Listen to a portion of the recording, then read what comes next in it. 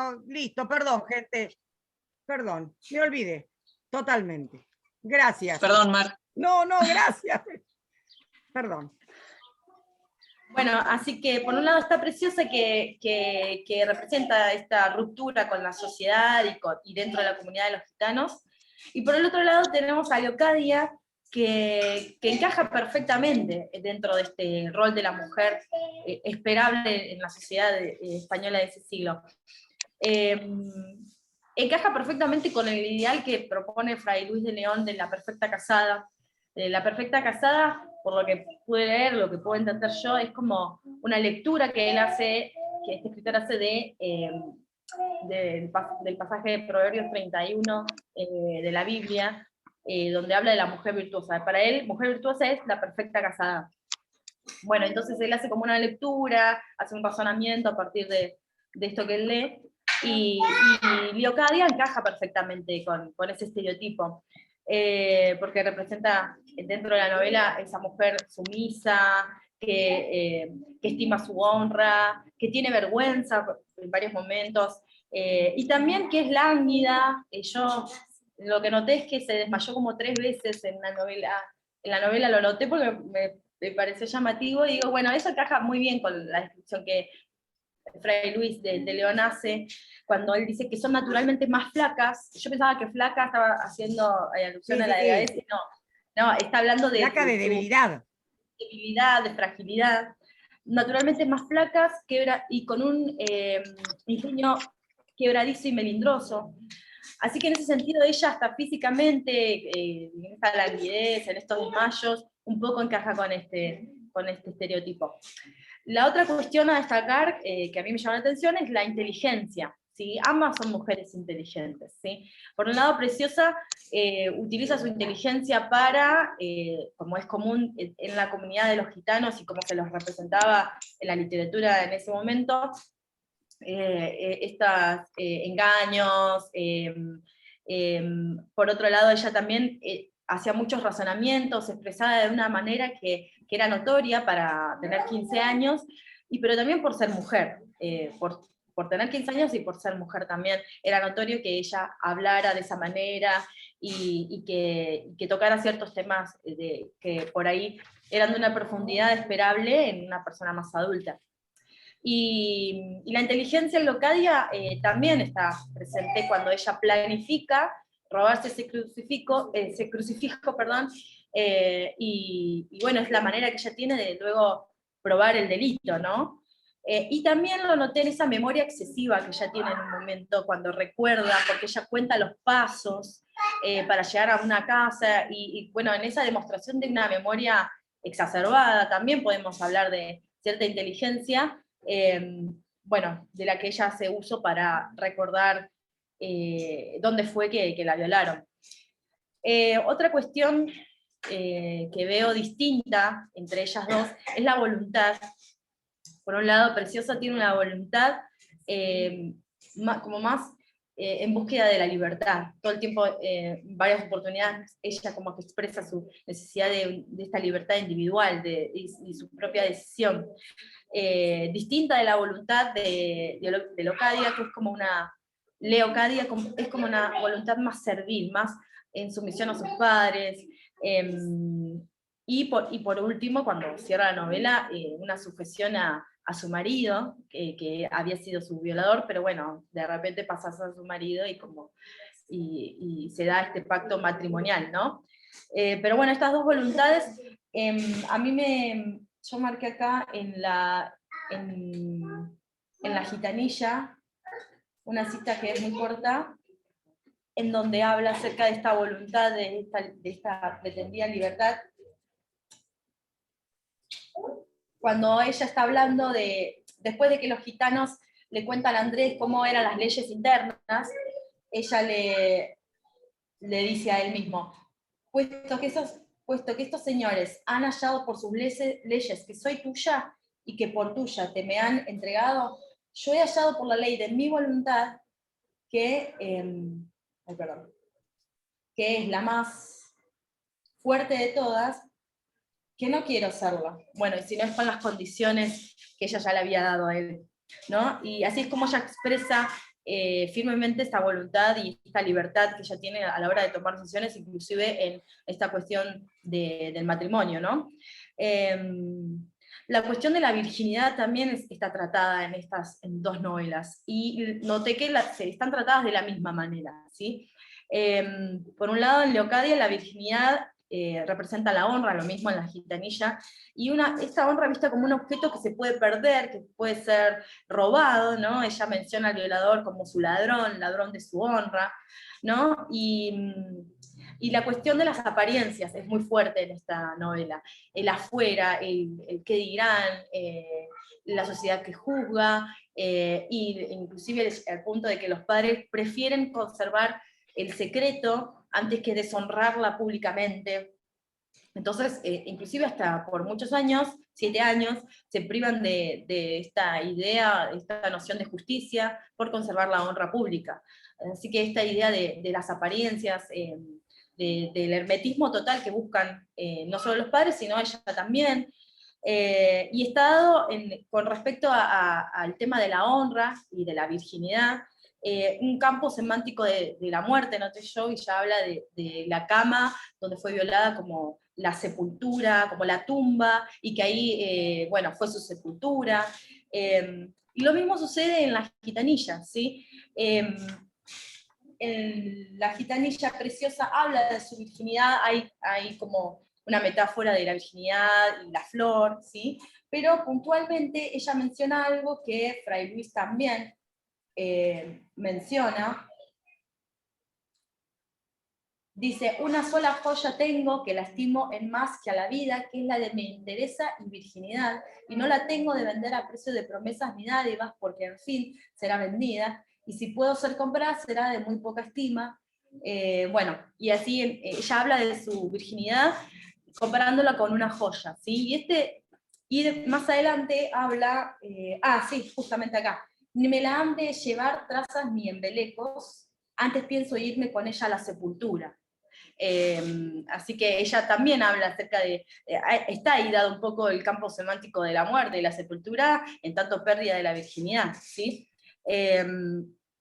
Y esta comparación de la virginidad con las joyas está tomada también de la perfecta casada, o sea, la perfecta casada menciona la idea de la mujer virtuosa, que dice textualmente, esto en realidad es de la Biblia: mujer virtuosa, ¿quién la hallará? Su estima sobrepasa largamente a la de las piedras preciosas. Y Fray Luis lo que razona es que entonces, como es preciosa, es muy difícil de ser hallada, y eso significa que no todas son preciosas. O sea, como que, y ahí él mismo hace una distinción de mujeres y con otras, ¿no? Hay algunas que son fáciles de hallar y otras que no lo son tanto. Entonces, ahí él hace esta distinción de mujeres, ¿no? Entre las que son como piedras preciosas y las que no lo son, porque son más fáciles de hallar. Y está dada esta noción de cuidar la virginidad como una joya, como algo muy preciado, porque es la honra, y si se pierde, es como prácticamente, si se pierde de una manera deshonrosa, o sea, por fuera del pacto matrimonial, es prácticamente igual a la muerte. Así que la idea de la virginidad está tratada en los dos lugares de la misma manera, en las dos novelas. Por otro lado, es distinta también la manera en que ellas se autoperciben, ¿sí? A sí mismas. Por un lado, Preciosa se autopercibe como un sujeto, ¿sí? Lo que yo noté, y eso es lo rupturista en realidad de ella, como una mujer que no se adapta a este estereotipo. Sobre todo lo noté cuando a ella le preguntan cómo sabe todas las cosas que sabe. ¿Quién te enseñó eso?, le preguntan, y ella responde con otra pregunta: ¿quién me lo ha de enseñar?, respondió Preciosa. ¿No tengo yo mi alma en mi cuerpo? ¿No tengo ya 15 años? Pero sobre todo remarco esta idea de un alma en un cuerpo, o sea, ella es un sujeto, tiene un alma, no es un objeto que no pueda razonar ni pensar. Ella se autopercibe como un sujeto que tiene dotado de inteligencia, con capacidades, y más adelante habla de esto de que los gitanos son agudos, astutos, ¿no? Pero primero esto, ella es un sujeto, es un cuerpo, pero que tiene alma. Y distinto a cómo se percibe a sí misma Leocadia, ¿sí? A mí me llamó mucho la atención cuando ella, en este afán de esconder este momento, esto de la violación, porque para ella significaba la deshonra, le habla a su violador, digamos, y le dice, le está pidiendo que guarde el secreto. Entonces le dice, haz cuenta, traidor y desalmado hombre, quien quiera que seas, que los despojos que de mí has llevado son los que pudiste tomar de un tronco o de una columna sin sentido. Bueno, o sea, hacé de cuenta que yo soy una cosa más, y vos olvídate de mí, olvídate de esto que pasó. De hecho, él se olvida, va a Italia Sí, ojo, yo no sé si, perdone, en realidad lo que le está diciendo es que, a ver, ella no era ella, no era ella ni su alma ni su cuerpo lo que tuvo, era un pedazo de madera, era algo, yo creo que no lo dice en el sentido que es una cosa más, sino que, a ver, lo que tuviste no tiene nada que ver conmigo, eso que sacaste no soy yo, es lo mismo que si que hubiese violado un pedazo de piedra, pero yo lo tomo, después si quieren lo debatimos, y después, ya que te interrumpí, cuando ella, la honra siempre es una cuestión social. No hay sí. honra, o sea, privada, o sea, la honra tiene que ver con lo social, con la mirada de los otros. Y en realidad lo que el padre le dice, advierte, hija, que más lastima una onza de deshonra pública que una arroba de infamia secreta. En cuanto a las medidas, es decir, que es mucho peor 20 gramos de deshonra pública que una tonelada de infamia secreta. O sea, las medidas a las que hace referencia, una es mínima y la otra, o sea, que hay que tener en cuenta las medidas que utiliza. Pero en realidad, repito, siempre cuando uno habla de honra es la mirada de los otros hacia alguien. Por eso que también la honra siempre está asociada a las mujeres, por una cuestión también de todo lo que venimos hablando.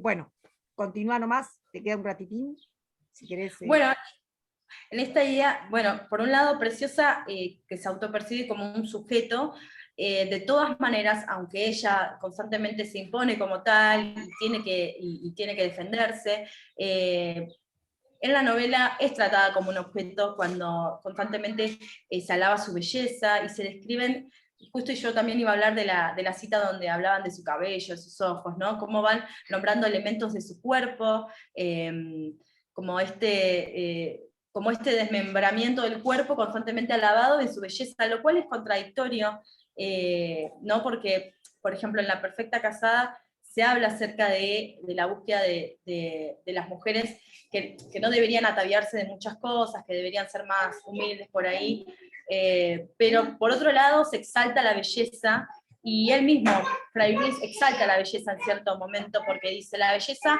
es tener facciones asimétricas, algo así dice, y ser limpias, y estar aseadas, ¿no? Entonces, y bueno, dedica un montón de tiempo a cómo debería verse una mujer, o sea, es bastante extenso en ese sentido, y cómo, cómo la apariencia es algo importante en las mujeres, y cómo eso está muy marcado también en las dos novelas, porque Leocadia también tiene una belleza exacerbada, y es llamativa su belleza cuando ingresa, y bueno, eso, en ese sentido, en las dos novelas puedo ver el tema de la belleza tratada de igual manera, ¿no? Y en La Gitana, por ejemplo, en La Gitanilla, lo que noto también es esta relación entre el interior y el exterior, en tanto que si una mujer es bella, significa que es buena, además, ¿no? Porque el padre de Andrés en un momento le dice que no esperaba algo malo de ella, que esperaba buenas prácticas de ella por su belleza, ¿no? Y cómo hay una relación directa entre la bondad, o la supuesta bondad, y la belleza que es exaltada. Y por último, la idea del matrimonio, ¿sí? Es tratada esta temática de manera distinta, ¿no? Bueno, Preciosa impone impone un acuerdo, impone ay, no me sale la palabra, Condiciones. sus condiciones para poder generarse este pacto matrimonial, que parece más un acuerdo, o para mí es como una concepción hasta casi más moderna del matrimonio, un acuerdo entre pares, ¿no? Y eso es distinto en Leocadia, y sobre todo lo que me llamó la atención es cómo el pacto matrimonial en La fuerza de la sangre actúa como un dispositivo que encubre todo el delito que se ha cometido y cómo de repente es hasta santificado, y esto concuerda un poco con lo que dice Fray Luis, que él habla, y tomé nota de esto porque me resultó llamativo. Él dice, el apóstol dice que muchas veces la mujer cristiana, infiel al marido, que es infiel, lo gana y hace su semejante, ¿sí? Y habla también de una obligación de ganarlo y de mejorar al marido. Y también dice, muchas con su buen aviso y discreción han enredado 1000 malos siniestros, han enmendado 1000 malos siniestros en sus maridos, y ganándoles el alma y enmendándoles la condición, en unos brava, en otros distraída, no, perdón, hasta ahí, y enmendándoles la condición. Es decir, la obligación de las mujeres al casarse era mejorar a sus maridos. Y creo que un poco funciona esto acá, porque ella al casarse con él y al establecer este pacto matrimonial, hasta parece que él, que era el malo, pasa a ser bueno al final, porque de repente la ama. Me dio esa sensación a mí, como el Ojo, perdón, vos no estuviste en la clase, pero en ningún momento, fíjate, releelo eso porque es muy interesante, que lo charlamos bastante, no la ama, él es un personaje que no cambia, lo único que lo mueve es el deseo carnal, él quiere que llegue la noche para acostarse con ella, es la antítesis de Andrés, es la antítesis de Andrés. Él no en ningún momento primero ni la reconoce, y cuando la reconoce, no hace ni un comentario, nada. Y está esperando que se vayan los invitados y que llegue la noche para poder irse a la pieza con ella. O sea, no hay amor. Él en ningún momento habla de amor. Habla de deseo sexual. Simplemente. Sí, es cierto, sí. Sí, no, eso reléelo, fíjate, porque es muy chocante. Tal vez no amor, pero por ahí exalta la belleza nuevamente, como que... Pero por deseo. Claro, sí. Es el oscuro objeto del deseo de él. Pero bueno, a mí me llamó la atención esto de cómo el matrimonio parece que encubre todo esto que sucedió y como que aquí no ha pasado nada, simplemente por este pacto matrimonial. Y nada más, y lo último que quería recalcar era cómo también la crianza está afirmada en las dos novelas. Por un lado, se habla de la buena crianza de Leocadia y de sus padres, que le enseñaron bien, y por otro lado, la enseñanza de la gitanilla, que tiene a su abuela, que remarca varias veces que la crió, que le enseñó a leer, a escribir, como si fuera la hija de un letrado. Así que, bueno, finalmente es hija del corregidor de la ciudad, pero en ese momento no estaba aclarado en la novela, ¿no? Pero como que se realza todo el tiempo la buena crianza de estas dos mujeres, como si ellas fueran producto de eso, ¿no? Bueno, eso me llamó la atención en ambos casos, ¿no? Cómo se refuerzan las figuras que cuidaron a estas dos mujeres. Muy bien. Bueno, después vamos a volver. Quédense tranquilos, vamos a volver después sobre una serie de cuestiones. Nos quedan Alejandra, Victoria, y no sé, Milagros, ¿qué vas a hacer vos? ¿Dónde andás? Vine de oyente hoy, perdón. Muy bien. Bueno, entonces quedarían Alejandra y Victoria. No sé cuál quiere seguir. Digo yo, Alejandra. Dale.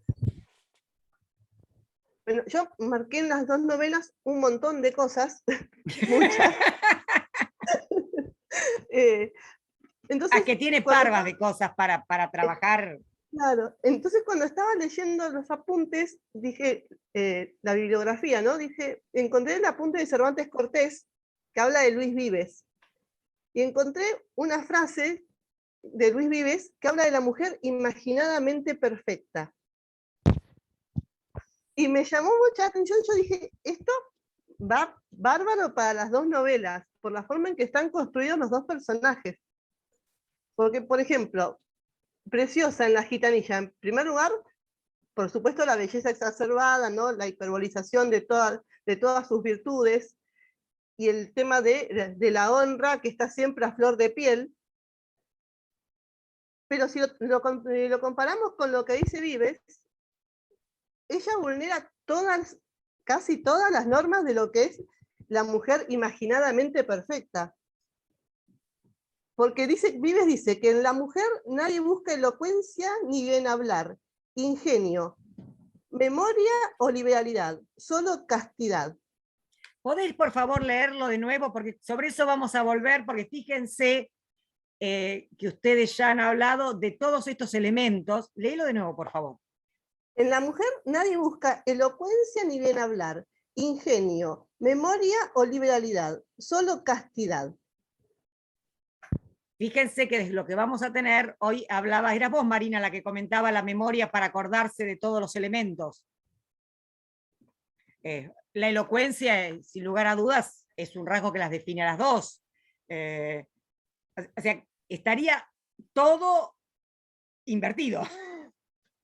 Exacto, exacto. Además, el ingenio de Preciosa, cuando le hace las señales de la cruz para despertar a su amado que se había desmayado por los celos cuando escuchó el romance, y después ella cambia e inventa una oración para decirle a todos en lugar de decir lo que realmente le había dicho. Entonces, eso que también le llama la atención incluso a su abuela, como diciendo, ¿de dónde sacás ese ingenio? Que tenía el diablo adentro. Como que qué horror. A mí me llama la atención también que la abuela nunca tiene nombre, es simplemente la gitana vieja. Y sin embargo es un personaje que tiene importancia, pero está como desdibujada porque no la nombran. Bueno, o sea, es gitana vieja. Está muy bien lo que advertiste. Te cuento que Cervantes juega mucho con eso. Juega mucho con los heterónimos, porque fíjate que en esta novela todo el mundo tiene 2, 3 nombres. O sea, Gitanilla es Constanza, Juan es Andrés Caballero, Hurtado pasa a ser, se presenta como Sancho y después le ponen Clemente. Doña Guiomar tiene nombre, pero ustedes fíjense que no es solo de esta novela, sino que si pensamos, por ejemplo, en El Quijote, los duques son los únicos personajes de peso que no tienen nombre, son los duques. Entonces, no es casualidad. Es cierto, porque la gitana tiene peso, o sea, por eso es otro personaje femenino para analizar si queremos, porque de última, la gitana es la marginalidad de las mujeres grandes, que serían Estefanía y Guiomar. Que tienen o sea, no, ustedes, las que hablaron hasta ahora, como que no hicieron, pero porque se excede el tiempo, porque tenemos muchas mujeres para trabajar. Tenemos la mujer principal, que es una jovencita en casi todas las 9 ejemplares, salvo en el casamiento engañoso. Las mujeres grandes, que acá fíjense que Guiomar y Estefanía tienen un rol medio semejante, esta gitana, y después estarían las personajes secundarias, jóvenes, que tampoco se comportan siempre igual, pero que hay mucha carga en muchos casos negativa en esos personajes. Por eso tenemos muchas mujeres para ver, pero está muy bien lo que me prestó atención que no tenía nombre. Porque acordate que en Rinconetti y Cortadillo, hasta la Pipona terminan diciendo qué nombre tiene, y acá no. Sí, no, acá siempre fue la gitana vieja, siempre. Pero aparte tiene un peso importante porque en definitiva es ella quien después termina diciendo quién es realmente Constanza, y que termina en realidad también salvando la vida de, se me va el nombre del muchacho, de Andrés, cuando dice realmente quién es y manda a traer las ropas. Arriesgando la suya, ojo, arriesgando la suya. Sí, sí. Y pero está muy bien el detalle del nombre. Sí, sí. Bueno, lo que me llamó la atención también, sigo con la gitanilla, es su elocuencia, ¿no? Y que precisamente de mansa y de obediente no tiene nada. O sea, transgrede todas las normas que enumeraba Vives en la mujer imaginadamente perfecta, porque incluso obedeciendo la orden de que tenía que casarse, ella impone sus condiciones. Incluso cuando los gitanos le dan la mano a Andrés, ella dice que va a ser bajo sus condiciones, que si no, lo que ella entregaría es el cuerpo, pero nunca el alma, siempre bajo sus condiciones. Eso hace que no sea ni mansa ni obediente. O sea, no entra en el canon de lo que es la mujer imaginadamente perfecta. Leocadia, por otro lado, que sí es una mujer callada, que nunca había hablado con otro hombre más que su padre y el párroco para confesarse. Sin embargo, también tiene sus momentos, porque ella da el discurso cuando se despierta de su desmayo después de ser violada. El discurso que le da a Rodolfo habla de una fortaleza y la forma en que ella se defiende cuando él intenta violarla. Pero yo lo que noté ahí es que más que defenderse por la violación en sí, ella se defiende de que él pueda llegar a pensar que ella fingió el desmayo. O sea, defiende más su honra en realidad y lo que él pueda llegar a pensar, defiende más la apariencia que en realidad la defensa de su cuerpo y de lo que le puede volver a pasar, ¿no? Me llamó la atención eso, todo el tiempo giran sobre la honra y sobre ocultar para que la honra quede intacta independientemente de lo que realmente le está pasando. Pero si bien ella es más mansa y obediente que la gitanilla, sin embargo también tiene sus momentos de rebeldía porque ella busca, cuando toma el crucifijo, piensa más allá porque cree que en algún momento ella va a poder restaurar su honra o mínimamente obtener una cierta justicia por lo que le pasó. Entonces ella piensa más allá. Ello habla también de una inteligencia. El hecho de contar los escalones cuando bajaba, el hecho de recordar exactamente la habitación, todo ese tipo de cosas hacen que si bien era en apariencia más obediente y más sumisa, sin embargo tenía su rasgo de rebeldía. Aparte pensemos que eso implicaría, otra vez, como hablamos hoy, el uso de la razón, porque ha pasado una situación traumática y podría haber quedado en shock, pero no. Se detiene en cada detalle y otra vez es apelar a la razón. Claro, sí, sí. Sí, sí, en eso se parecen los dos personajes principales de las dos novelas, en eso se parecen. Ellas siempre están como buscando estructurar las cosas, como armar, como hacer una especie de plan de lo que puede llegar a pasar después. Ellas como que quieren construir su camino, no que se lo marquen. Aunque parece Leocadia que se deja guiar más, sin embargo, íntimamente ella está marcando también su camino. Ya está esperando el momento de hacer valer su honra otra vez. Igual en lo que es la fuerza de la sangre, ¿no? También me llamó la atención Estefanía, la mamá de Rodolfo, porque ella también que también es nombrada, y la mamá de Leocadia tampoco tiene nombre, siempre es la madre amorosa, pero también es la madre. En cambio, la madre de Rodolfo tiene nombre, es Estefanía. Y ella también, si bien consulta siempre con su marido, toma la iniciativa en cosas.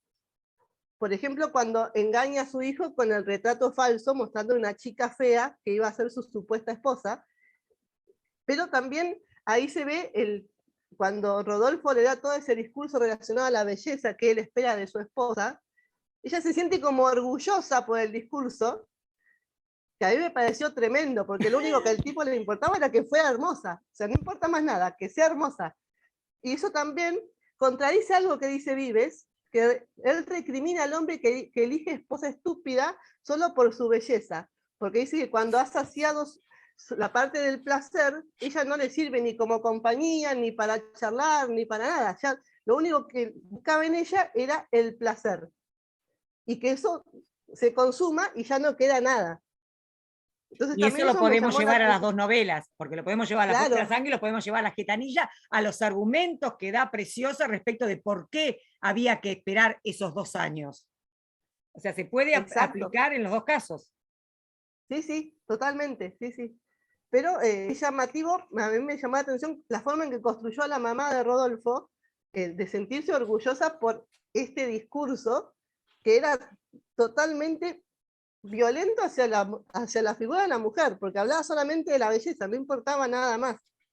bueno, de hecho se nota que a él no le importa otra cosa, porque lo único que quería de Leocadia era su belleza. Pues yo creo que en ningún momento se acordó de quién era.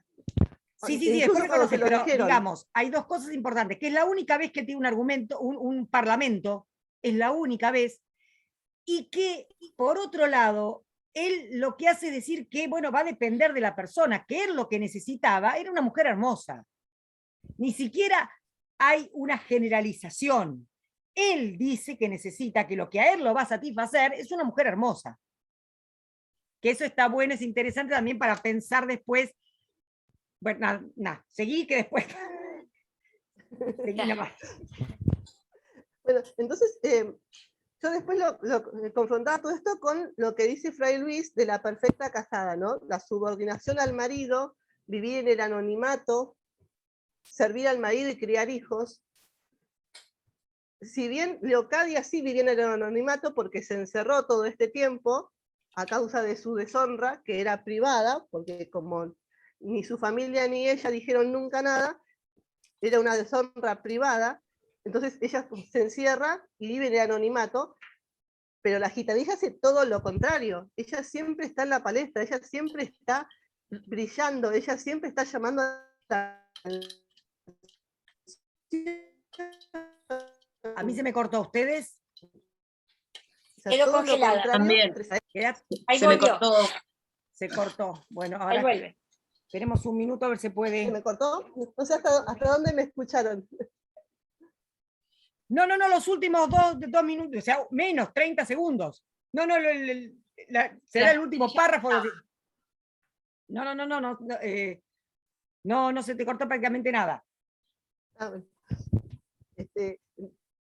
No sé si se escuchó lo último que dije, que Leocadia, si bien vivió en el anonimato, para preservar la honra que en forma privada había perdido, la gitanilla hacía todo lo contrario. Sí, eso se te escuchó, eso sí. Después, bueno, también cuando estuve viendo lo que decía Pedro de Luján en los coloquios matrimoniales, y siempre hacen como mucho hincapié en lo que es el pudor, la vergüenza, la honra, y la honra está todo el tiempo en el discurso de las dos. Si bien de distinta manera, pero está siempre en el discurso de las dos. Sin embargo, la gitanilla, que habla de la honra, pero es una pícara, en realidad la honra ella la asocia a su virginidad. Pero ella es bastante pícara y tramposa. Sí, pero Entonces, ojo con la utilización, después vamos a volver, ojo con la utilización de determinados. A ver, hablar de pícaro es complicado. O sea, sí, olvidémonos, esa palabra no iría. Pues sí, yo es pondría, para lo que estás digamos. queriendo decir, astucia Claro. para, Claro. pero yo no utilizaría la palabra, porque no es una pícara desde ningún, o sea, Cervantes en ninguno de los casos tiene el pícaro convencional, hechura, Lazarillo, que es una protopicaresca, o el Guzmán de Alfarache. Es otra cosa, los pícaros de Cervantes son diferentes. Y Preciosa es astuta, sí, sí, pero no es una pícara. Porque aparte el pícaro lo define un poco esa amoralidad, que Claro, justamente sí. no es lo que va a tener Preciosa. Sí, ¿Se sí, entiende? sí, sí. Se podía dar mejor de ingenio, Claro, de habilidad para ingenio, modificar algunas sí. cosas. Pero es como que hay determinados puntos en los que ella no va a negociar. O sea, ella puede negociar, puede hacer las cruces, fingir que te estoy curando, todo eso, sí, todas esas mentiritas, sí. Pero hay cosas en que no. Y por eso, nunca su moral, o sea, no se ven afectadas. No, de hecho muchas veces en los discursos ella habla incluso de que ella no permite en los romances nada deshonroso, nada, palabras malas, ni nada por el estilo. Ella siempre está cuidando esa imagen. Sin embargo, se opone en esto a lo que es Leocadia, en que a ella le gusta brillar un poco, le gusta como llamar la atención. En cambio, Leocadia intenta que no la vean. Ella intenta, claro, porque si bien al final de la novela llama la atención Leocadia, es más que nada porque la futura suegra la produjo de manera que cause un impacto cuando entre, que era lo que buscaba, que cause ese impacto por su belleza para que el hijo acepte el matrimonio. Lo que también me llamó la atención de las dos novelas es cómo lo que son los delitos quedan como licuados, como tapados, bueno, por dinero. En el caso de la gitanilla, cuando Andrés mata al hijo de él, ¿de quién era? Bueno, al hijo de un noble, se me fue el hijo de quién era, el que mata a Andrés. Pero también en el caso de lo que es la fuerza de la sangre, ¿no? Porque, y me olvidaba también en la gitanilla el hecho del robo de la nena, porque la gitana se había Claro, yo lo pondría igual porque, a ver, como todo en Cervantes, no hay una cosa única en el sentido de esa cierta impunidad en que quedan algunos delitos, como queda el caso de la violación de Rodolfo, totalmente de acuerdo, el robo de la nena, sí, de algún modo la gitana se lleva a la nena y queda impune, y hay otros casos. Ahora, el caso de ese asesinato, supuestamente, él lo que hace es un duelo, o sea, lo están ofendiendo su honor de caballero, dice, porque Andrés Caballero, que no se llamaba Andrés y era caballero, o sea, es como que juega mucho con esa expresión. Entonces, él está defendiendo su honor. Entonces, en ese caso en particular, pero sí Cervantes en muchos casos va a hablar, y si mal no recuerdo, la gitanilla también, que por ahí lo tengo marcado, y sin lugar a dudas en el Quijote, de la posibilidad de comprar la justicia. Que la justicia termina cayendo los desgraciados, o sea, la gente que no puede, en el Quijote lo dice claramente, pero hay todo, en muchos casos hay en Cervantes un cuestionamiento a la justicia que se deja comprar. Él habla de la ley del embudo, habla de un montón de cosas donde cuestiona una justicia que no es tal. Así que, y acá también, en un momento, pero yo pondría, me parece, después si quiere lo debatimos, el caso de esa muerte que él hace, en definitiva, lo haría para defender su honor. Porque él puede estar disfrazado, pero en el fondo es un caballero, y no puede permitir que le den un cachetazo. Por eso, en ese caso, pero que sí es cierto, y hay uno de los artículos que lo dice, como que quedan un montón de delitos, llamémoslo así, sin, o sea, no resueltos. En algunos casos eso nos alegra y en otros casos nos preocupa, pero no hay muchos casos en que esos hilos quedan sueltos. No se recompone la justicia y no, o si se recompone nos deja ese sabor amargo que nos deja la fuerza de la sangre. Sí, totalmente, sí. Bueno, un dato de color que no tiene específicamente que ver con esto, pero también viene al caso, es que el hecho de casarse con el violador era una figura que incluso estaba en el derecho penal argentino, se llamaba avenimiento. Y aunque no lo puedan creer, recién se derogó en el 2012. No, ¿en serio? Exactamente. Se derogó en 2012 precisamente porque un caso así, una violación, la víctima se casa con el violador y el violador la terminó matando. Sí, yo me acuerdo del caso ese. Yo me acuerdo de ese caso. Claro, ese caso hizo mucho ruido y eso provocó, pero que recién en el año 2012 ese inciso de un artículo del Código Penal se derogue, pero recién en el 2012. Aunque no podamos creerlo. Bueno, supuestamente en el siglo de oro, ¿se acuerdan cuando vimos el matrimonio? Estaba prohibido. Lo que pasa es que tenía que denunciarlo a la mujer y no siempre, porque la panta, que en un momento dado, la gitanilla también dice, el matrimonio tiene que ser legítimo, aceptado por los padres, tiene que ser libre y tiene que ser mutuamente consensuado. Que está bien, los padres terminaban casando a los hijos, pero nominalmente esas tres cláusulas existían cuando se institucionaliza el matrimonio. Pero no sabía eso de acá Argentina, qué horror. Sí. Dice, a mí me llamó la atención porque yo digo, ¿por qué hace tanto ruido? ¿Por qué da tanta bronca esto? Y precisamente porque tiene mucho que ver con la realidad bastante actual, no de hoy, pero de no tanto tiempo atrás. 9 años. Claro, sí, porque si bien Leocadia cuando se despierta de su último desmayo, que intenta sacarse a Rodolfo, le dice que ella recuerda que cuando despertó la vez anterior, él la había deshonrado y que ahora que se vuelve a despertar en sus brazos con la honra restaurada, o sea, por la idea de casarse simplemente. Entonces me pareció como fuerte la idea de que se restaura el honor por el hecho de casarse con un violador. O sea, yo creo que esas son las cosas que vimos la semana pasada, creo que ahí está la ironía cervantina. O sea, Cervantes no está de acuerdo con eso. No. Y se nota porque usa la palabra sepultura, lo usa mucho. Suponemos claro. Eso, no nos vamos a poner, o sea, creo que habría esa cosa por esa sensación que tenemos, o sea, es muy terrible. Ese final feliz, no es final feliz, y obviamente esa palabra sepultura que nos desestructura toda una posible interpretación de un final feliz. Sí. ¿Algo más, Alejandra? Bueno, tengo un montón de cosas más, pero no, está bien, te pregunto porque para no cortarte, te pregunto. Bueno, pero las puedo decir después cuando llegamos al momento del coloquio. Está muy bien. Las compañeras sin hablar. Y ahora nos queda nada más que Victoria.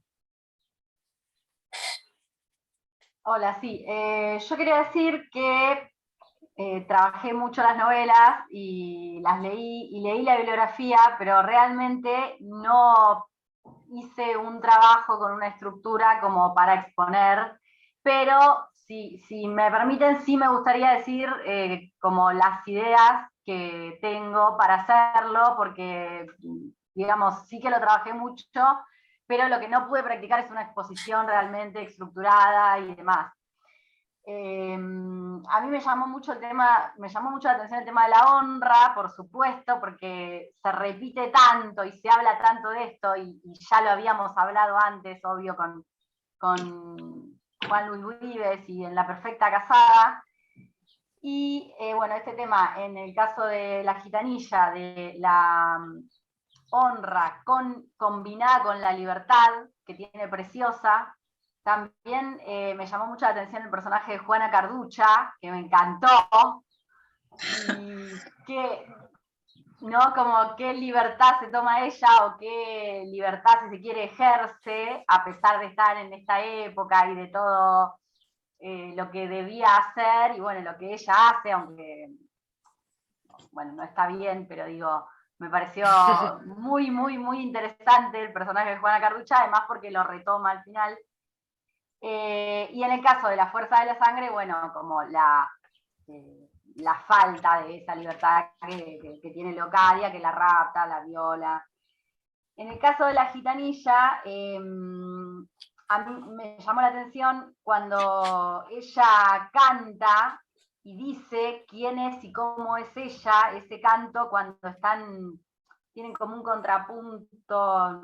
Sí, como una suerte de payada que hacen los dos de estancia. Clemente y Andrés, y entonces ella dice con extrema gracia, como si para responderle fueran hechos, y canta, y ahí nuevamente habla, bueno, primero de la libertad, que por supuesto a mí me había llamado la atención, pero yo había visto ya el video de Jesús Maestro, que habla de esto también, y que, digamos, me sirvió, digo, bueno, también habla de este tema. Y entonces ahí ella hace como un resumen de, bueno, su honestidad, y dice como la importancia de ser honesta antes que hermosa, y que si esa belleza como que tenía que servir para algo, porque si era solo bella y si la belleza no le permitía como ascender o ser mejor, tampoco servía. Y perdón, una cosita Sí. Fíjense en cuanto a la libertad, que ella no sigue la métrica de los poemas de los hombres. ella cambia. Ellos Ah, es utilizan verdad. estancias y ella pasa redondillas. Ella cambia la forma métrica. Se suma a ese contrapunto de los dos hombres, pero desde su propia métrica. Sí, no lo había pensado. Bueno, yo lo marqué todo. Lo que me pasó es que me quedé en como marcar los textos y después leí la bibliografía y en traer todas esas ideas que a mí me sirvieron de la bibliografía. La verdad es que leí varios artículos que me resultaron muy interesantes. Quería decir o preguntar, bueno, esto de la libertad, esto del alma, como también habla del alma, que viene de Aristóteles, que también Jesús Maestro lo dice, lo del agente, lo de la intelecto agente, fue también algo que me llamó la atención. Por supuesto que también me pasó que como que la gitanilla me gustó mucho más, y bueno, la fuerza de la sangre es tan fuerte y tan indignante que no la trabajé todavía tanto. O sea, sí la trabajé, pero no encontré tantas ideas y tanto para investigar como me pasó en la gitanilla. Pero bueno, estoy contenta porque leí mucho y porque encontré muchas cuestiones, pero no pude preparar realmente una exposición ordenada y demás. Me quedé en eso, en el subrayado, en encontrar. A ver, lo que pasa es que indudablemente tendríamos para no exposiciones de 10, ni de 15, ni de 1 hora, o sea, hay tantos aspectos para trabajar que indudablemente... Por supuesto, una de las compañeras habló de esto, no me acuerdo cuál de ellas habló del tema de cuando saca el crucifijo. Sí, y entonces, Ana. claro, cómo este crucifijo, Ana creo, cómo el crucifijo les sirve también para recuperar ahí como algo de, bueno, de rebeldía y también de inteligencia, decir, bueno, con esto yo después voy a poder hacer algo, esto me va a servir a mí para algo. Pero, digamos, tiene también Leocadia. Pero fíjense que si uno lo piensa desde un punto de vista religioso, es medio como endeble el asunto, porque ella toma el crucifijo, no por devoción ni por hurto, como dice, y en la gitanilla hay también elementos materiales que permiten que reconozca que es la hija robada. Y ya no son ni crucifijos ni nada, son adornos. Por lo tanto, nos está poniendo en un mismo nivel, podemos llegar a afirmar que está poniendo en un mismo nivel elementos que van a permitir el reconocimiento, que en un caso es un crucifijo, pero yo creo que está desacralizado, porque tiene el mismo valor que van a tener después esos adornos del que habla la gitanilla. Por eso, Victoria no es soluble en agua bendita. Lo amo, fan de Jesús Maestro. No, y respecto a la libertad, una cosa sola más quería decir, en la gitanilla, al final, que después también lo leí en la crítica, en el único momento en que Preciosa queda como, digamos, como agacha la cabeza y parece que ya no es todo lo que ella quiere, es cuando le cuenta a su madre que con quién se quiere casar y por qué ama a Andrés, y entonces dice, pero lo que ustedes manden, pero si ustedes lo dicen, o sea, cuando ella ahora es noble, ¿no? Y consciente de esa nobleza, porque antes ya en varias partes dice que no habla como gitana, sino que parece noble y demás, o sea, se cuenta eso en la novela, pero como ella al final, cuando ya se reconoce y sabe que es hija de estos nobles, dice, bueno, pero me voy a casar con él si ustedes me dan el permiso y si a ustedes les parece bien, ahí como parece que se le acaba toda la rebeldía y toda... ¿Qué pasó, Sí. no? Y ahí volvemos, porque fíjate que ahí está todo el momento de la institucionalización, porque hay un largo desarrollo de cómo debería ser el matrimonio. Yo no los puedo casar, dice el cura. Fíjense que ninguna hizo hincapié, y que las voy a retar por eso, no, pero fíjense que Pero ya no tengo más cosas. no, ya seguís. Pero que el matrimonio en cuanto a institución, está en el final de las dos. En tanto que en la fuerza de la sangre los puede casar así rapidito, porque todavía no estaban aplicadas las cosas tan justas que ahora se utilizan y tan santas, pero en la gitanilla dice el cura, yo no puedo casar si no tengo el permiso. Y ahí está aplicando todo lo que vimos al hablar del matrimonio. Bueno, eso, por ejemplo, yo lo había notado, que en el final de la gitanilla, bueno, es el artículo de Caterina Ruta, Sí. ella habla de que se hace hincapié en la preceptiva que el Concilio de Trento dicta en tema de matrimonio. Ella habla de eso, de los comienzos y los finales de las novelas ejemplares, que me resultó también muy interesante. Es muy lindo ese artículo, es muy lindo. Sí, muy interesante y aparte es corto y está bien, va ahí justo con todo lo que necesitaba. Sí. Perdón, yo estoy pensando en algo respecto a lo que están diciendo. ¿Sería correcto decir como que las dos... Espera, repetí por favor, Jorgelina, porque se cortó. Hola. Hoy sí, dale. Ahí está. No, preguntaba si sería correcto decir que las dos novelas terminan como con un efecto de anagnórisis, ¿puede ser? Al Y final sí, no, como hay, que no se revela terminan, pero hay, en el caso de Sí. la otra estaría Como que es antes necesaria también para que se devele la identidad, para que el matrimonio se lleve a cabo, justamente por esta cuestión del permiso también, ¿no? Y claro, y en estas anagnórisis es donde intervienen esos objetos materiales. Claro. Sí. El crucifijo, porque eso se daría no en el final como en la gitanilla, un poco antes. Porque acordate que después viene esa payasada, que yo digo payasada, pero bueno, nada, esa es mi lectura, de el arreglar, que la viste, que la pone, que lo engaña, o sea, todo ese tipo, toda esa puesta en escena, que acá habría un conatito de puesta en escena, no sé si prestaron atención, que también le mienten. Yo marqué todas las veces que se habla de, bueno, sí, de la apariencia, la realidad, de cambiar de apariencia, de cambiar, de que todas las cosas que no son como parecen, de más allá de los cambios de ropa y de apariencia física, también los cambios en la parte, digamos, de comportamiento, de actitudes. Sí. Eso sucede muchísimo. Incluso también pienso en lo que decía Victoria respecto a que Preciosa cuando ya entra en la vida, cuando ya llega a su familia real, de eso de que se le termina un poco la rebeldía, creo que también tiene que ver con lo que había mencionado yo antes respecto a que ella es como un nexo entre esos dos mundos y sociedades, ¿no?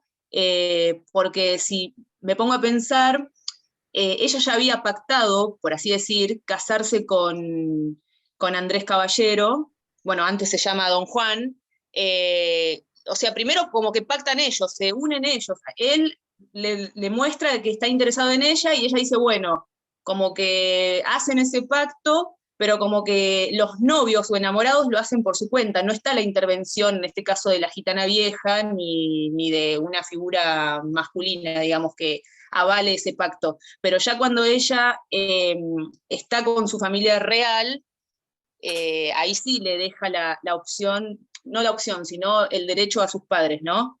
Que lo acepten, el matrimonio. Por eso tengo que pensar, a ver, perdón, termina Victoria y después, porque No, porque no quiero tampoco quitar tiempo para estar acá. Pero no pasa nada, dale, si aparte no tuviste el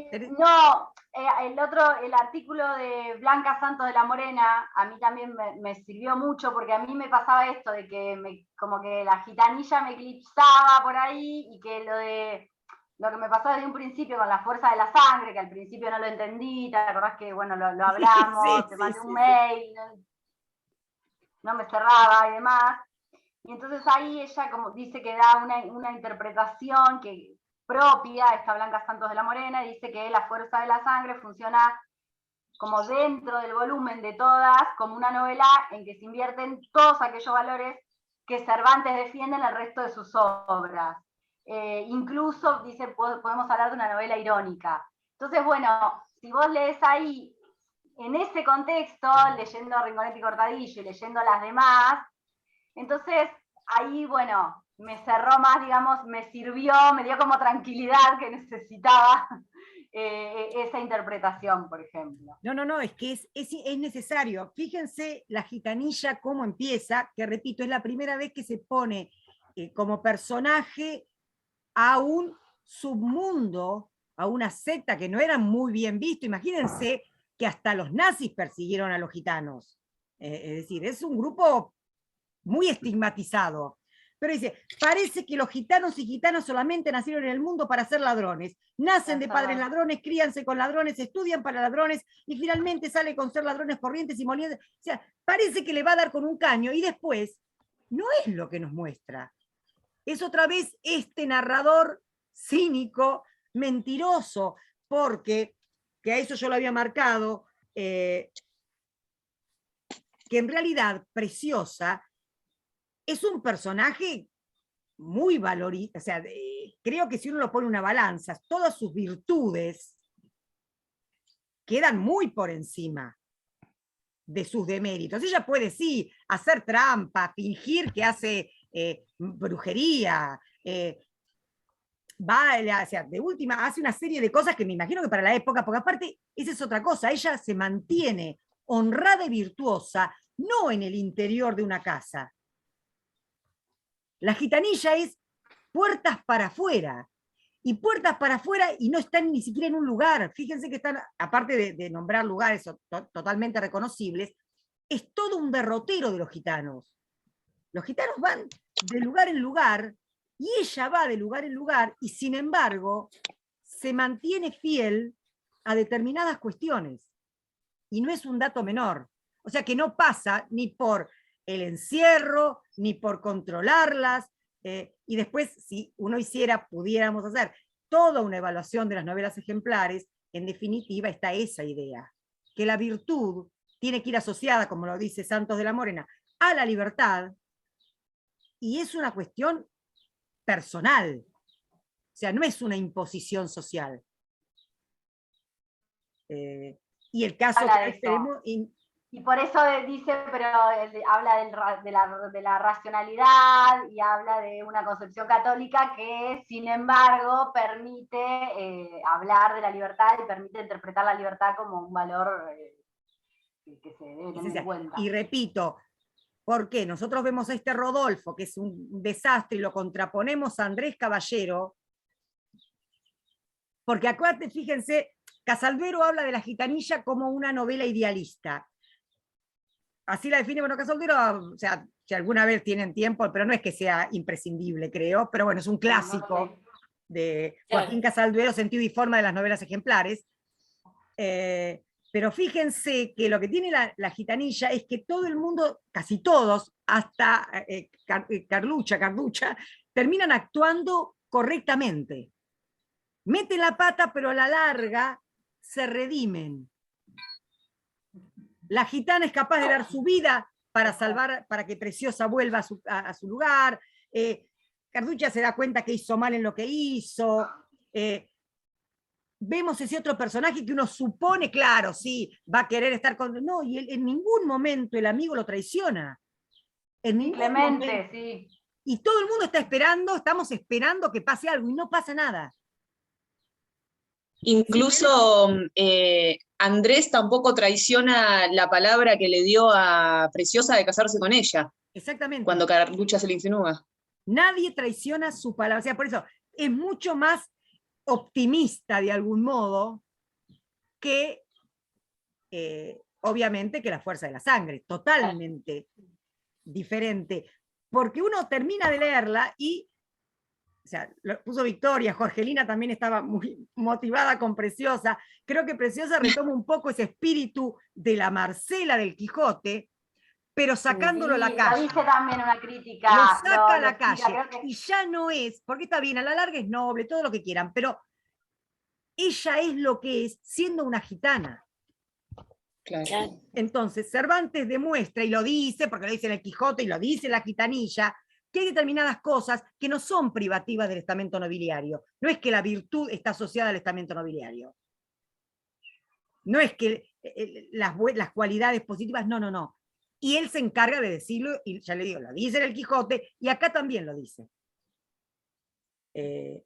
Por eso les digo que, pero nos mienten, y quizás ese final, que también uno dice, ella se volvió buena, es como que, bueno, esta es la sociedad real, esta es la sociedad, así es la sociedad, donde un cura no te casa a pesar de que vos querés a esa persona, donde pasa lo que pasa, donde la justicia se compra, donde tienen ciertos privilegios los nobles. Por eso es que el otro dice, y bueno, si es noble seguramente no lo van a castigar por haber matado a mi hermano. Igual se queda tranquilo porque le dan plata. O sea, todo eso es la vida. Y después está lo otro. Por eso la diferencia quizá con Marcela es que acá la sacó de la tranquilidad de lo pastoril y la tiró en el ruedo de la sociedad. Me parece que, pero en muchos puntos hay cosas que uno tendría, o sea, hay muchas cosas que uno podría trabajar, analizar, o sea, y después algo que también las voy a retraer, estuvieron muy bien, pero si alguna vez tienen tiempo y tienen ganas, son también muy interesantes los otros personajes femeninos. Las mujeres grandes es muy interesante, porque fíjense que son las que de alguna manera recomponen las cosas.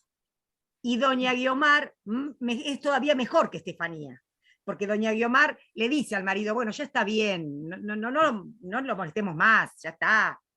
Y el marido quiere seguir, y ella no, ella lo para. Es la que sabe, conoce a su hija, conoce qué es lo que tiene su hija, busca esas marcas, ese lunar, ese piecito que tiene diferente, lo busca, sí. Sabe totalmente, y es la madre, es la mujer. Y Martita acá está también.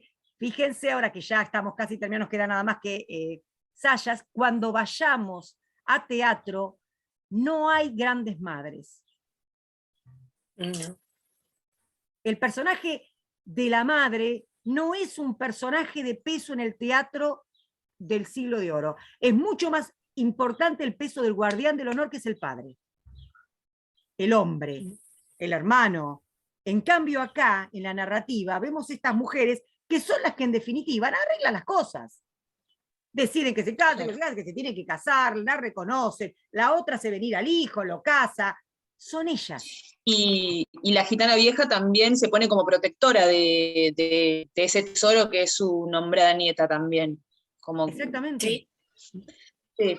Por eso, respecto a lo que decía hoy, profe, usted de que esta novela como que pone en el centro también ese inframundo, como dijo hoy, del mundo gitano, resulta interesante también porque como que da otra visión también de ese mundo, muestra cuáles son sus leyes, sus códigos, otra perspectiva que por ahí pasa desapercibida o uno no se detiene a ver, ¿no? Claro, lo explica, lo pone, lo cuenta, lo claro. Dice, y podemos saberlo gracias a que lo explica. Sí, aparte es lo que dice Jesús Maestro, acordate Victoria, que Jesús Maestro diferencia entre la ética y la moral. La moral es la cosa cerrada de determinados grupos, porque fíjense que acá los gitanos tienen sus normas, códigos, se respetan sus códigos. En Rinconete y Cortadillo, en la casa de Monipodio, están los códigos también. Están los códigos. Bueno, y Preciosa también dice, bueno, entre los gitanos están estos códigos, pero ella también ahí se diferencia, dice, bueno, sí, ellos respecto de las mujeres, sobre todo las costumbres que tienen con las mujeres, pero dice, ella tiene sus propias... Exactamente, pero todavía no sabe que es noble. Todavía no sabe. Claro, no. O sea, lo hace como gitana, como mujer que brega por su libertad, sin despreciar a los gitanos, porque en ningún momento ella se siente, ay, que ¿por qué estoy con los gitanos? No, ella se adapta. No, incluso ella como que también hace mención de que debe su inteligencia y su astucia porque se crió, porque es gitana, incluso. Entonces, piensen en la época. Tiene un orgullo de ser gitana. Yo me hallo bien con ser gitana y pobre, y corra la suerte por donde el cielo quisiere. Aparte, fíjense, por ejemplo, que los gitanos les da pena matar a la yegua, a la mula, que viene él. ¿No les parece? Que al final lo terminan haciendo, pero no la quieren, matar a un inocente. O sea, habría Y ahí cierta... también dice que la van a cambiar, que no se preocupe, que le van a cambiar el aspecto, dice que ni la van a reconocer. Insisten en eso, que son capaces de cambiarla, bueno, y él no acepta y por eso la tienen que matar, pero ahí también, o sea, la mula también es como un objeto del cambio y de la apariencia. Bueno, a ver, hay algo que quieren, algo que quedó en el tintero, que alguien dijo hoy, que después iba a hablar cuando alguien dijo eso. Sí, lo había dicho yo. La pero fan bueno, de estuve Preciosa, acotando, del Club de Admiradores de estuve Preciosa. acotando ya, así que no, ya está. Pero nada, quería agregar algo a lo que había dicho Marina Mellado sobre esta cuestión de las buenas prácticas asociadas a la belleza. Pero bueno, ya más o menos habló de eso Victoria recién, que a mí también me había parecido interesante el personaje de Juana Carducha, y además ese nombre, ¿no? Carducha. También como en una parte mencionan de que era más inteligente que hermosa, y bueno, y también esa mala pasada que ella le hace a Andrés, es una mala práctica, y bueno, que está asociada a su fealdad, digamos, también, por lo que había dicho Marina, pero aunque después se restituye todo y tratan de ser buenos, vuelve toda la normalidad. No sé si pero están así nada. siempre, o sea, como para afirmarlo, digamos, está el neoplatonismo por ahí presente, belleza, bien, verdad, estaría dando vueltas por ahí, Sí. sin lugar a dudas, pero como todo está como, hay ahí una cosita que hace ruido, porque ella dice que hay otras virtudes más importantes que la belleza, y no es que esté siguiendo a Fray Luis, o sea, hay otras cosas, y hay personajes que pierden, en la española inglesa, pierde la belleza porque le dan otra mujer, la lastima mucho, le da una pose, que está a punto de morir el personaje femenino, Isabela creo que se llama, y queda horrible, queda desfigurada, pero sigue siendo un personaje, pero claro, sigue el estereotipo de la belleza en la literatura, la línea que ya vimos en la lírica de la única mujer que no es linda de las protagonistas es Estefanía de El casamiento engañoso, que aparte es una mujer grande. Es una mujer de unos 30 años. Todas las demás son muy jovencitas, entre 14 y 16 años. Son ahí hermosas. también lo que vimos en lírica, en las poesías, que era la mujer bella y hermosa, era la joven, era la de 15. El poema de Quevedo.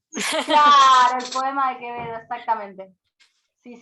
Pero fíjense que también los hombres son lindos.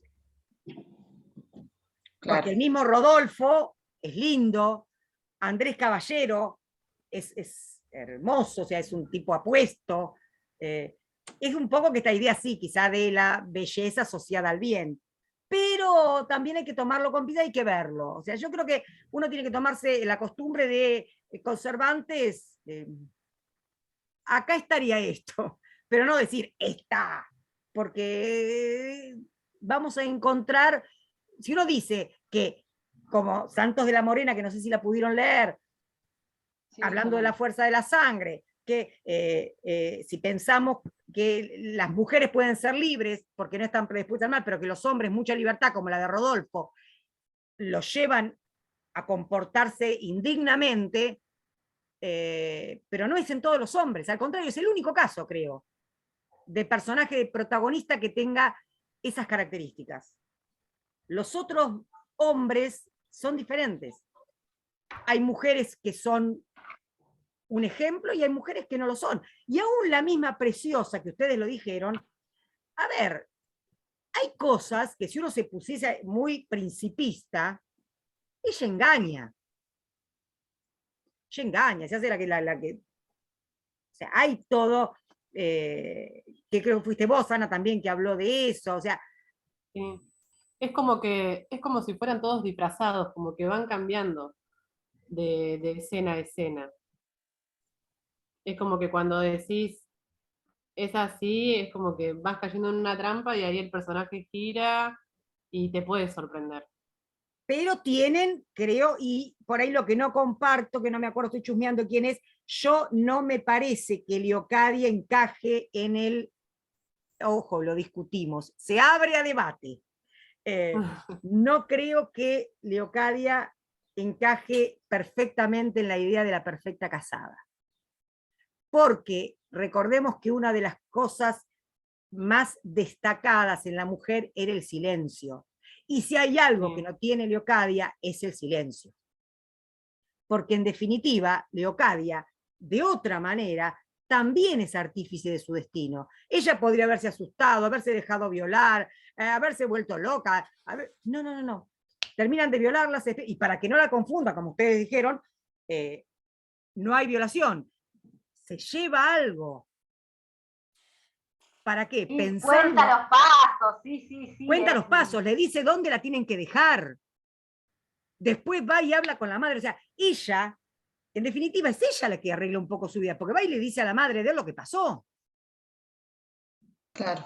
Arriesgándose a la vergüenza. No sabíamos qué iba a pasar. Pero con todas las diferencias del caso, ella también se hace de algún modo, no exactamente igual a Preciosa, pero también se hace cargo de su destino. Poco creo que ella se hace cargo de su destino, pero otro poco por cosas del azar, porque ella de manera imprevista cayó en la casa de su violador, porque ahí justo el hijo había tenido el accidente y terminó ahí, y de casualidad ella ve que está en la casa. O sea, sí, creo que ella finalmente pudo llevar a cabo lo que ella había planificado, porque por algo se llevó al crucifijo, pero creo que también un poco siempre juega el azar, no solamente, siempre juega el azar. En La Gitanilla también juega el azar. Pero quiero decir, son mujeres que de algún modo estructuran su vida o intentan hacerlo. Porque ella tenía otro plan incluso, ella iba a ir, iba a decirlo en la iglesia, etc. Está el respeto filial y no lo hace. Pero no hay una mujer que se queda perdida y... No. Obviamente, ante Preciosa, que es la exuberancia y es como que todo sucede. Hoy una de ustedes habló de la oscuridad y la claridad, no me acuerdo, Alejandra, ¿fuiste vos? No me acuerdo cuál fue. Como que hay uno que es el mundo de la luz, de alguna manera, que aparte hasta le dice a Andrés que si perdida la luz, o sea que era ella, Preciosa la luz, frente a todo ese afuera luminoso, está el adentro oscuro del secreto, de la mentira y del silencio. Son como muy distintas, o sea, los dos planos, pero no la veo, ojo, y no lo sé, ¿qué piensan ustedes? No la veo a Leocadia como el perfecto ejemplo de la mujer que propone Fray Luis de León. No sé qué les parece a ustedes. No, sí, a mí me parece lo mismo, y sobre todo por lo que decías, por el habla, que era una de las cosas principales que no tenían que hacer. Y creo que yo hoy lo dije, justamente después de ser violada, que podría ser un momento en el que se podría haber tenido cualquier otro comportamiento, o tiene un parlamento bastante jugoso, digamos, y súper largo. Y en casi toda la novela son parlamentos de ella, con sus interlocutores, pero ella es siempre la que explica lo que le está pasando, cómo eso le hace sentir y todo lo que le pasa internamente. Pero bueno, son lecturas, ojo, no hay una... Son lecturas. Pero... y no hay una... nadie tampoco hizo hincapié en los celos, que es muy gracioso cómo los celos están atribuidos a él. Fíjense, en el caso de la Gitanilla, hay mucha presencia de los celos que mueven al amor, o sea, siempre están ligados y lo vamos a ver un montón en el teatro, etcétera, etcétera. Pero fíjense, está en la lírica, pero acá los celos no es ella la celosa, que es algo extraño, es él, pero no llega a mayores. Está todo en los límites de lo racional. Ella le explica y él baja un cambio. Pero fíjense que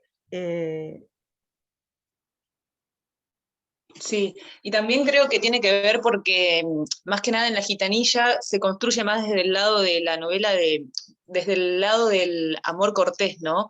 Hasta incluso el nombre de él, se llama Don Juan, tiene que sortear una serie de aventuras, en este caso irse al campamento por 2 años, como que le guarda su palabra de casarse con ella, como que hay ahí una preocupación por ser correspondido también. Milagros estaba, que yo no sé, ¿estás Milagros o te tuviste que ir?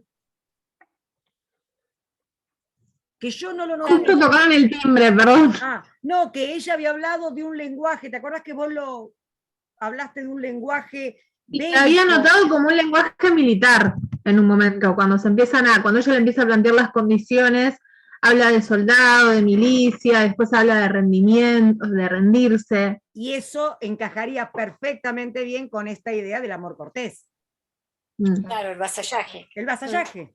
Eso, vasallaje. Pero No me salía la después es palabra. como que eso se diluye, pero estaría.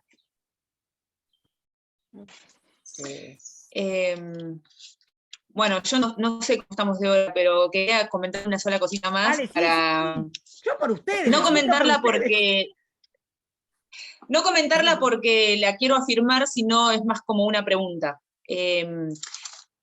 Porque me interesó las otras clases que hablaban del tema de la mujer Eva y de la mujer María, y mi pregunta es si se podría decir que Leocadia es más la mujer Eva y Preciosa la mujer María. Esa es mi pregunta, si se podría encasillar así, se podría pensar de esa forma. A ver, ¿querés, Martita? Yo tengo una respuesta, pero obviamente no es, es una respuesta de interpretación personal. Sí. ¿No sería al revés? Tampoco sería al revés. Yo lo que pasa es que, Leocadia lo veo por un mártir de algún modo, si uno quiere pensar en una figura. ¿A quién? Perdón, no escuché. A Leocadia es casi un mártir. Si vamos a pensar sufrimientos. Eva en el sentido, porque por la pecadora, pero ella no peca porque quiere. No, yo digo Leocadia mujer María. Vos dices Leocadia, te entendí mal, te escuché mal. Y yo digo Leocadia mujer María y Preciosa al revés, mujer Eva. Claro. Y a mí me parece que así planteado estaría más interesante. Pero dentro de todo yo creo que lo que hace Cervantes es un poco romper esos estereotipos. Se me hace, ¿no? Como que rompe eso, porque no es tan dicotómico. Porque es como que los presenta quizá más como personas reales que pueden ir cambiando según las circunstancias. A Preciosa la ve más como Lilith, la rebelde. Claro, más la mujer Eva, es decir, la que lleva el diablo dentro. Porque, lo de la mujer Eva y la mujer María viene históricamente del medioevo. Y después, con el paso del tiempo, se va armando como un estereotipo. Acá estas mujeres, dentro de todo, tanto como Leocadia, hay como una búsqueda, una superación. Y hay un intento de búsqueda de libertad. Por ahí creo que sí, que Leocadia tendría que ver más con la mujer María. Y la gitanilla más con esto de la libertad, la cuestión marcada negativamente dentro de la tradición patriarcal, ¿no? Si pensamos en la tradición patriarcal. Pero Cervantes, estaría bueno eso, Jorgelina, si te interesó, está bueno como para pensarlo y trabajarlo, porque es interesante, es interesante, porque porque Cervantes nos vamos a encontrar que muchas veces toma lo que está, lo dado, lo toma, lo reproduce y en algún punto lo cambia, lo subvierte, lo modifica.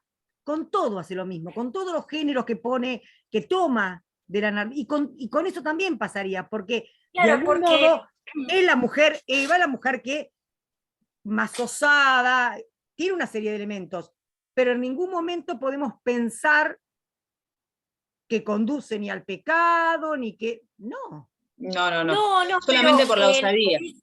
Claro, lo que decía Marina hoy se correspondería un poco con lo que dice Jorgelina de Leocadia como la Mujer María. Es la que entraría dentro del patrón de lo que se espera de una mujer, que acepte a su marido violador, que se case con él y que, bueno, ya está reparado de alguna manera. Pero ya estuvimos viendo nosotras que la misma novela tiene claves para que veamos la ironía. Entonces, esa misma clave de la ironía como una estrategia rompe el estereotipo.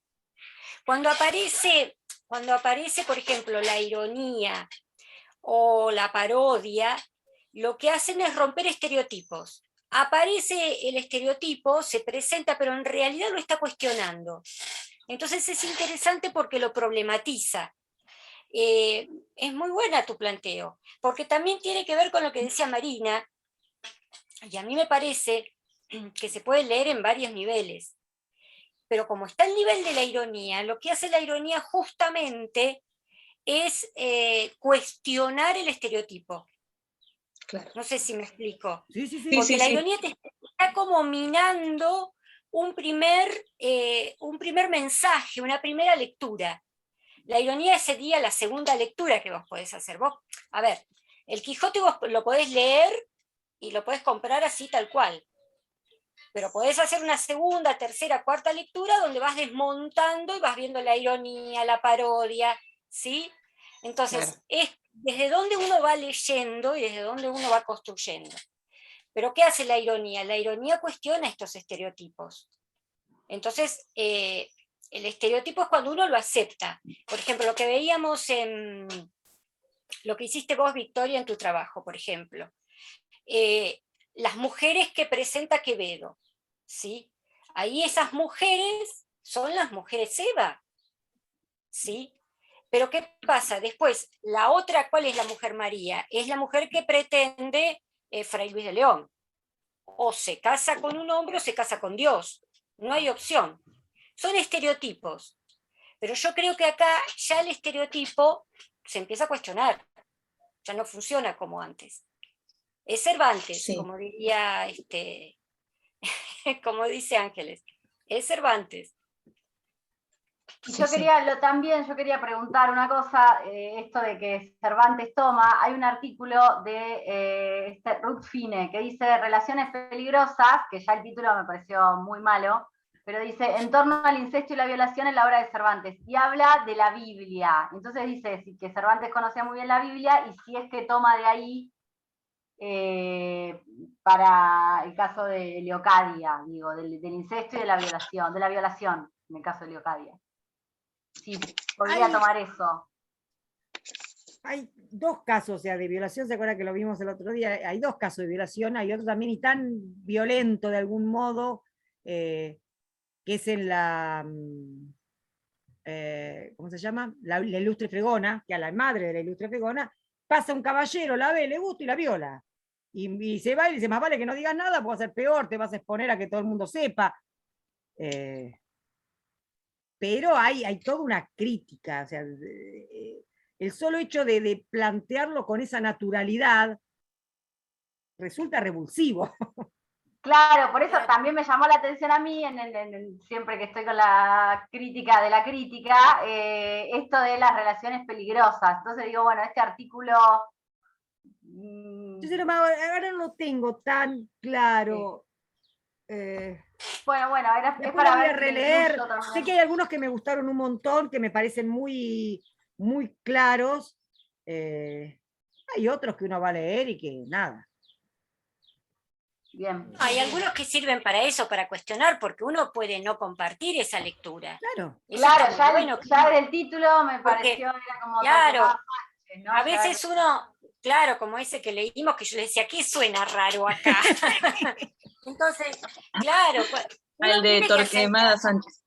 Claro, uno tiene que uno tiene que leer el autor, el nombre del autor.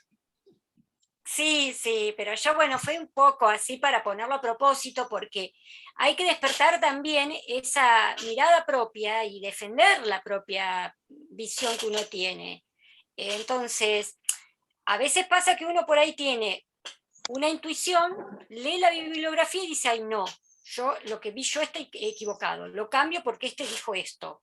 ¿No? Sí. Suele pasar mucho eso. A mí me repasa. Y a todos venimos nos pasa. castigados de otros lugares. Es que, profe, ¿sabes lo que otras pasa? materias. Hay que acostumbrarse que Venimos castigados, lamentablemente hay que ser Maquiavelo. El fin justifica los claro, medios. pero A ver. donde decís una idea propia y A ver, te dan una ustedes, cachetada. esto es como siempre le digo a mis alumnos de la escuela, este es un tránsito, es un momento, es una instancia que muy rapidito va a quedar atrás. Entonces, lamentablemente no queremos que nos complique la vida un docente, pero no es Dios. A ver, un docente es un docente.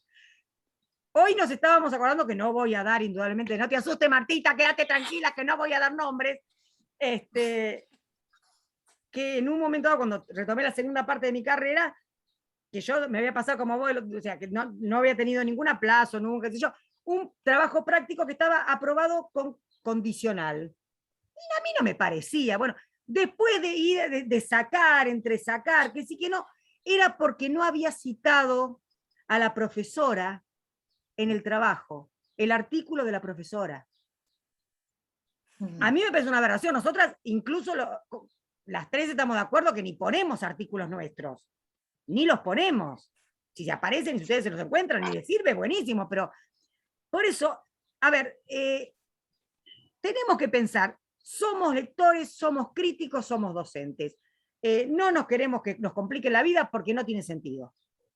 Porque es o sea, si nosotros, a ver, con Martita somos dos viejas brujas, ya está, dentro de un mes ya no nos ven. Entonces, quédense tranquilos, pero saquen que sí, que no.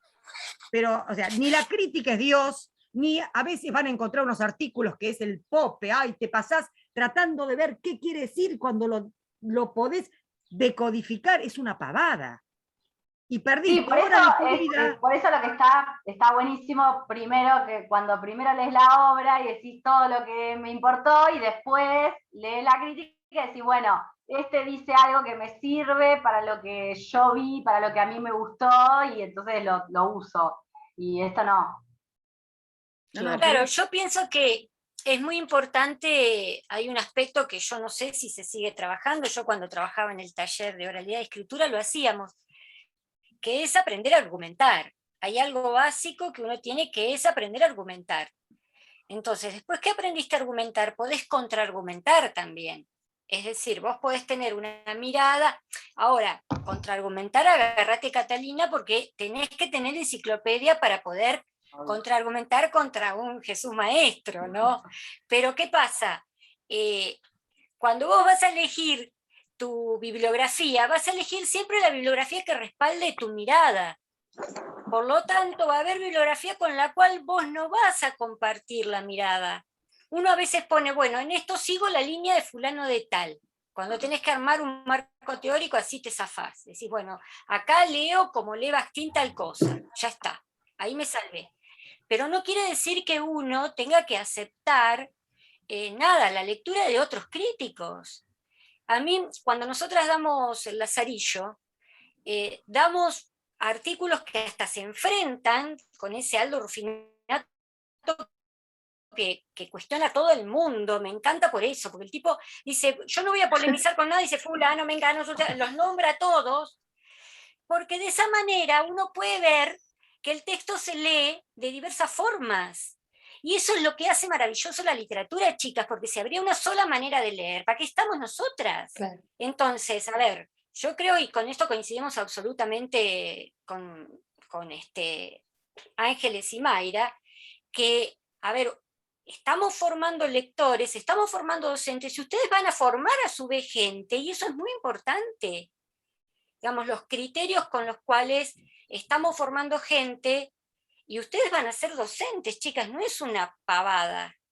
Nos quejamos de la educación, pero tenemos que asumir la responsabilidad.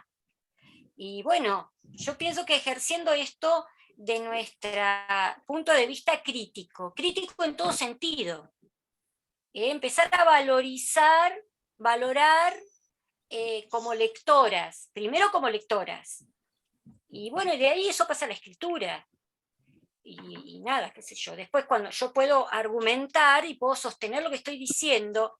Yo le decía el otro día cuando hablábamos de las conclusiones de Lírica, que lo que me pareció muy interesante es que a partir de unos de los elementos básicos de la argumentación, que es la comparación, pudimos ver rasgos específicos de la escritura femenina, que si no comparábamos con la escritura masculina, no hubiéramos detectado los rasgos femeninos. Por ejemplo, es decir, si nos ponemos a trabajar Teresa de Ávila sola, por ahí no íbamos a descubrir todo lo que descubrimos comparándola con los escritores canónicos. Bueno, eso fue un hallazgo, para mí fue un hallazgo, porque digo, mira, tenemos rasgos de escritura femenina en el Siglo de Oro, nadie lo dijo, lo dijimos nosotras acá en nuestro trabajo práctico. Bueno, eso es muy valioso que nosotras aprendamos con ustedes, porque si no sería súper aburrido. No, pero después decimos que lo pensamos nosotros, Martita. Eso sí, después lo afanamos.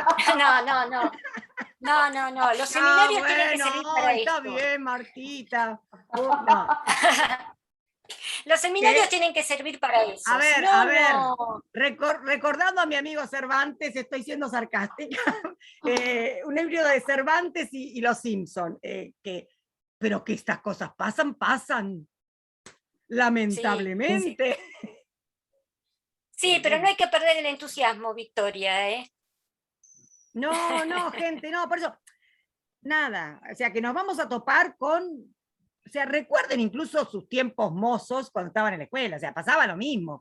Había profesores con los que uno estaba bien, aprendía, se sentía bien, y otros que uno quería hacer un torquemada y llevarlo a la plaza pública, pero no se podía.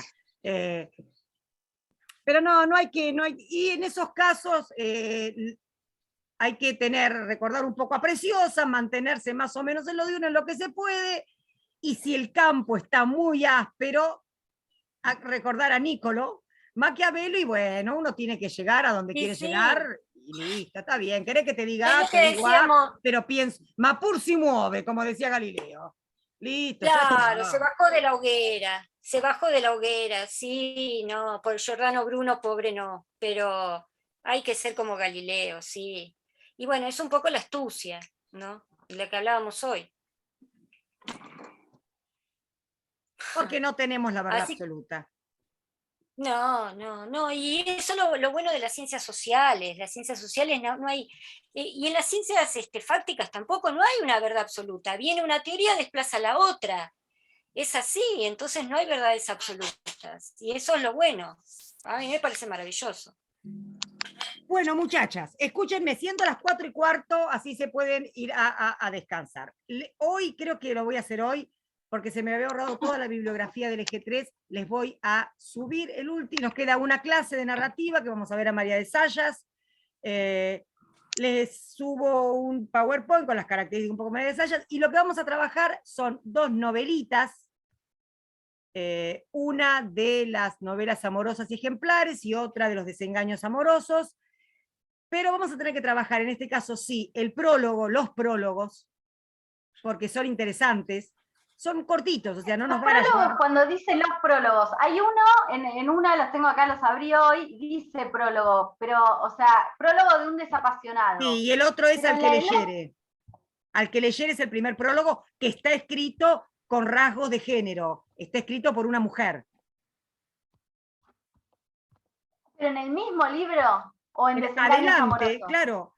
Empieza yo lo buscaba en Desengaños Amorosos. No, Desengaños Amorosos no tiene prólogo. Por eso no lo encontraba. Bien, listo. Los 2 prólogos son de novelas amorosas y ejemplares. Ahora sí, no entendía porque lo buscaba y... Es el primero que tiene claras marcas de género, y lo vamos a leer y lo vamos a ver. Traten de tenerlo a mano, porque ese está lindo como para discutirlo, y después está el prólogo de un desapasionado. Bien, bien. Y lo que tenemos que ver un poco es también el marco narrativo. Entonces, esas cosas nos van a llevar y vamos a ver, tratar de llegar a las novelitas, a las 2 novelas, que son breves, repito, y con eso cerraríamos narrativa. Espero que hayan disfrutado a Cervantes, si no, no me lo digan nunca, miéntanme, díganme que mientan, pero tengan un voto de confianza, que creo que uno va, cada nueva lectura va encontrando cosas, no puede ser, yo esto no lo vi antes, yo esto no lo vi, está acá. Me pasó con La Gitanilla, que la había leído hace mucho y no, la verdad no me había llamado la atención y me había gustado tanto y ahora me encantó. Quedaste fascinada. Sí, quedé fascinada. Vos también, Jorgelina. Sí, por eso, Sí. Jorgelina. Jorgelina, sí. Así que bueno, nos vemos la semana que viene. Han estado todas muy bien. Las felicito. Y nada, y nos encontramos la semana que viene y les paso, voy a tratar de subirlo hoy, la bibliografía. Va a haber mucha bibliografía crítica, no mucha, va a haber, o sea, mucha más obviamente de Cervantes, tampoco les vamos a subir.